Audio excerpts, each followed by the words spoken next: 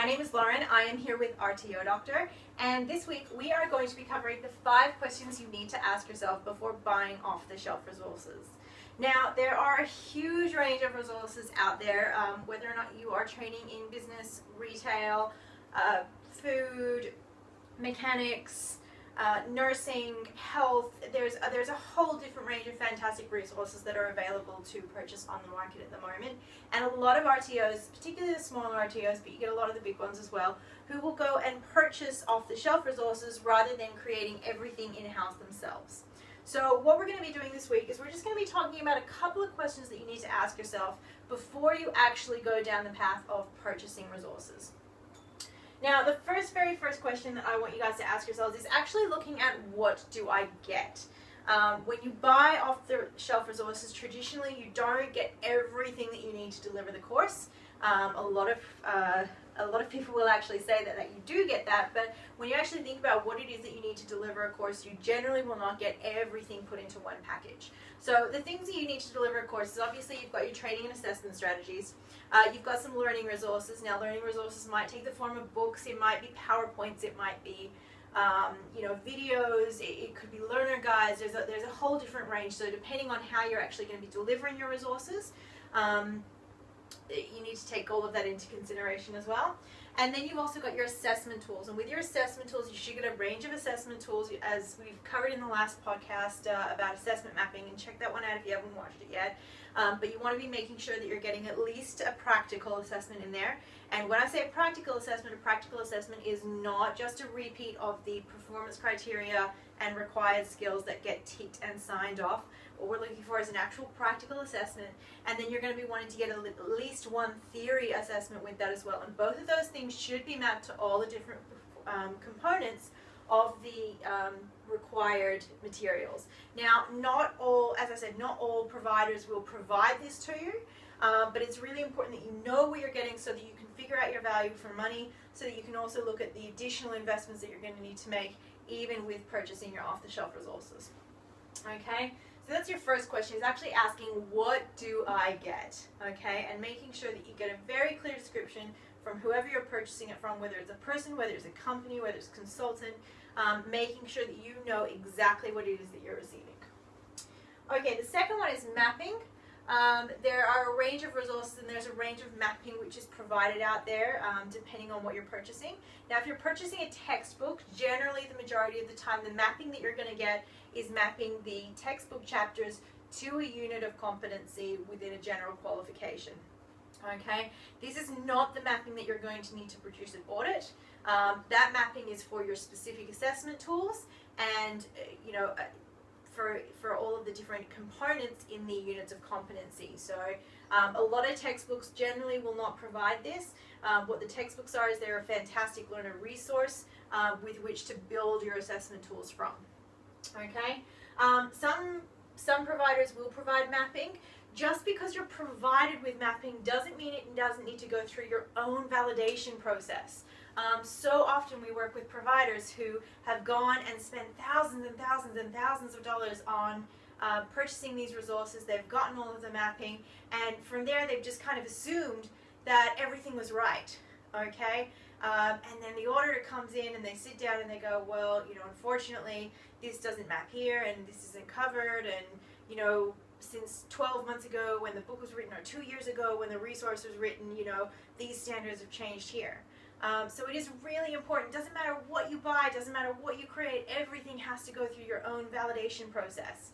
So whatever you're purchasing, make sure that you are looking at the mapping that's provided to you beforehand, and that once you actually receive all of those resources, that you're actually working through those processes. Make sure that you yourself as a trainer, or that your organization, that your trainers actually sit down with all those materials, that they go through everything, that they identify that everything that needs to be covered in that unit is mapped there into those assessment tools, that's passed your validation, and if it hasn't passed your validation, then it needs to be moderated.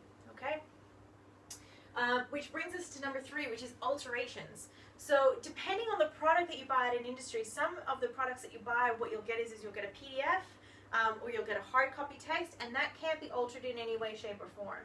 Now, more and more providers of educational resources are now providing the assessments to their clients in doc form so that they can be altered. And this is really important because whatever you're going to be buying, you're going to be buying in a fairly generic form. So you're going to need to be able to contextualize it somehow. Now, you might contextualize it partly through how you're actually delivering it, but quite often you may find that those assessment tools themselves need to be contextualized as well, either to the target group that you're working with, or if it's a generic set of units, particularly like in the business sector or the retail sector, in the health sector, that you can take those generic units, those generic assessments, and you can tailor them to the industry areas that you're working with. So finding out whether or not, one, alterations can actually be made, and then two, how those alterations affect the product that you're buying. Okay? This takes us down to number 4, and number 4 is the guarantee that you're going to be getting with that product. So, one of the things that we quite often say at RTO Doctor is you pay peanuts and you're going to get, you're going to get monkeys. That's just kind of what you're dealing with. So, make sure that you actually really read through the contract. Unfortunately, we were working with a provider just the other day. They'd spent $4,000 on these policies and procedures only to find that, within the first page of their contract, it very, very clearly said that the person who provided that to them was in no way responsible to make sure that they were compliant with the VQF. So, and for those of you that perhaps are still sitting under a state training provider, it might say that it's not responsible for compliance with the AQTF.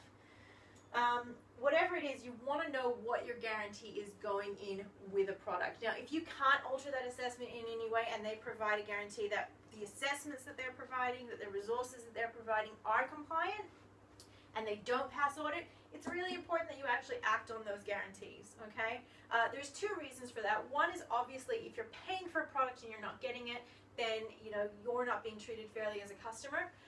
Secondly, look, as an organization, as somebody who does an awful lot of resource development myself, it is very hard keeping up with all of the continual requirements, keeping up, with all of what the best practice is in industry. If there's something of mine that is not meeting that very highest standard, then I am the first one that wants to know about it. Because not only do I want to give you, the client, the product that you purchased, and your own value for money, but I also want to be making sure that all the other clients that I provide to are getting their value for money as well.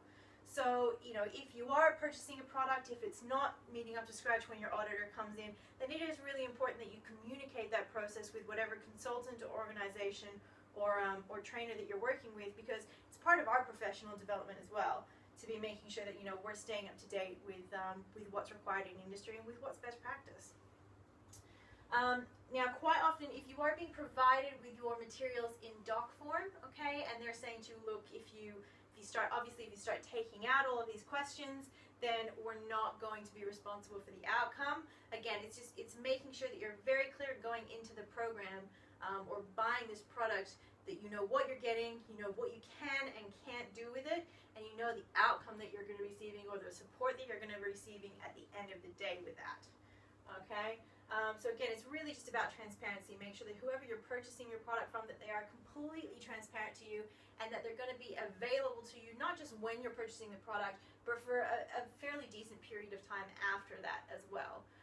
In the same way that, as for you guys, as RTOs, as organizations who provide training, not only are you there for your students, before they sign up for their training and throughout the duration of their training, but if there's an issue that they have after their training, if they need another copy of their receipt, you're there for them to continue providing that support on a long-term basis.